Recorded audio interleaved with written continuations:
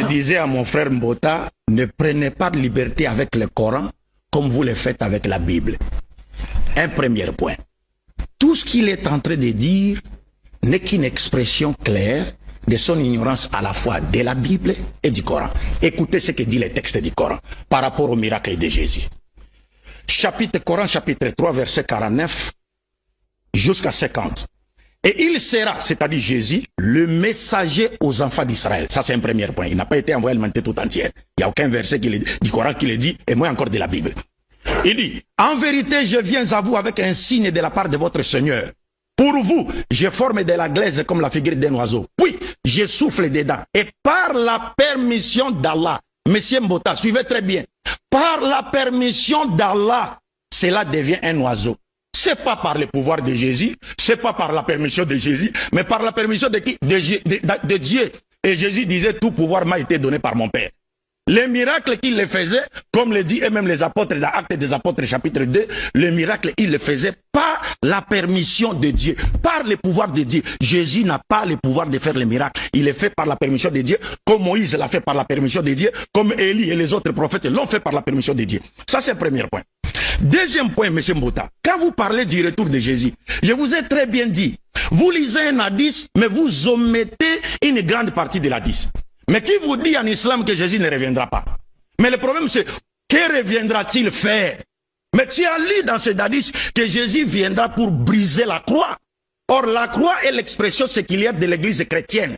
C'est-à-dire Jésus viendra pour nier, dénoncer, détruire, montrer que le christianisme n'est pas sa religion. Déjà dans la Bible, Matthieu chapitre 7 verset 21-22, Jésus dit, plusieurs me diront au dernier jour, n'avons-nous pas fait des miracles à ton nom? N'avons-nous pas guéri les gens en ton nom? N'avons-nous pas prophétisé en ton nom? Jésus leur dira, sortez, je ne vous ai jamais connu, vous qui commettez l'iniquité. Qui faisait des miracles au nom de Jésus? Les musulmans. Qui prétendait guérir au nom de Jésus? Les musulmans. Ce sont les chrétiens. Qui seront chassés par Jésus au dernier jour? Ce sont les chrétiens. Ça, c'est un deuxième point. Troisième point. C'est pourquoi le même hadith, M. Mbota, vous dit quand Jésus reviendra, il apparaîtra. Pour juger quoi? Les prophètes montrent d'abord, il va juger le monde selon la loi de l'islam. Et il va mourir et il sera enterré par les musulmans. Et il va prier derrière l'imam Mahdi. C'est ce que les prophètes disent. Mais vous ne voulez pas les citer. Et Jésus viendra. C'est comme Obama, lorsqu'il y a eu le congrès des démocrates. Obama était président, mais Bill Clinton est venu soutenir Obama. Il est venu juste soutenir Obama. Jésus viendra pour soutenir, montrer à l'humanité tout entière que c'est l'islam qui est la religion de Dieu et c'est Mohammed qui a été envoyé à l'humanité tout entière. Et ce n'est pas lui qui juge au dernier jour. Vous confondez le jugement sur la terre où il va juger les nations montrant que l'islam est la vérité. Les autres sont dans l'erreur. La vidéo que j'ai fait passer hier sur homéostasie. Les juifs qui disent qu'il n'y a qu'un seul peuple qui adore le véritable Dieu en dehors des juifs, ce sont les musulmans. Les autres sont des égarés. Je termine en disant, quand vous lisez chapitre 5 du Coran, on vous dit Jésus lui-même comparaîtra devant le tribunal de Dieu pour rendre compte et être jugé, pour dire que c'est lui qui a dit aux gens de les prendre pour Dieu. Coran chapitre 5, vous n'avez pas lu. Pour finir, mon frère, quand vous dites Mohammed n'a pas fait un miracle, mais vous ne comprenez pas les miracles. Jésus a dit à ses disciples, vous ferez des plus grands miracles que les miens. Mais Mohammed a fait le plus grand miracle que Jésus n'a pas fait. Aucun prophète de la Bible ne l'a pas fait. Parce que le plus grand miracle, c'est la transformation d'une société.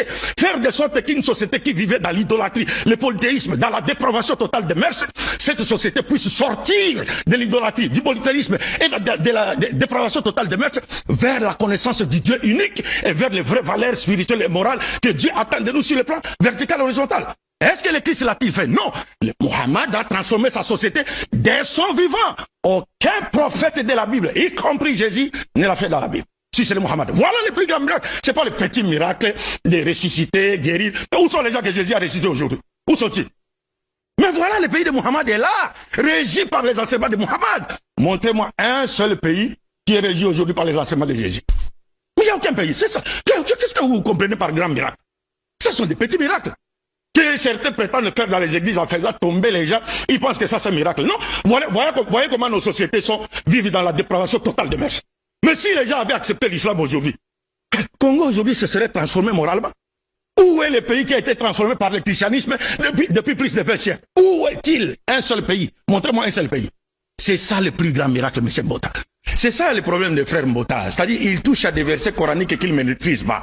Vous voyez, il veut même de dire qu'on a présenté Jésus comme quelqu'un qui connaît ce qui se passe dans le cœur. Mais lui qui ignore même les jours du jugement dernier, qui ne savait même pas si l'arbre portait des fruits dans la Bible. Il va connaître ce qui se passe dans les cœurs des gens.